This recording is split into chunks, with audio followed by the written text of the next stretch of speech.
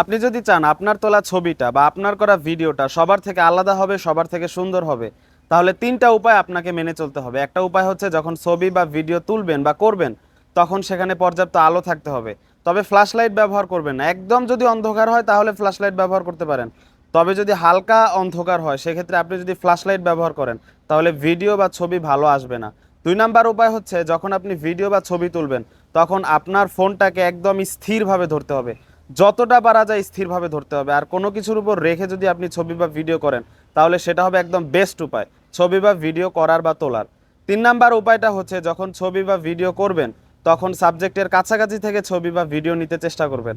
যদি আপনি দূর থেকে জুম করে ছবি বা ভিডিও করেন তাহলে রেজুলেশন অনেক কম হবে, ভিডিওটা দেখতে ভালো লাগবে না, ছবিটা দেখতে ভালো লাগবে না। সাবজেক্টের যতটা কাছাকাছি পারা যায় ততটা কাছাকাছি গিয়ে আপনি ছবি বা ভিডিও করবেন, তাহলে আপনার ছবিটা, আপনার করা ভিডিওটা সবার থেকে আলাদা হবে, সবার থেকে সুন্দর হবে।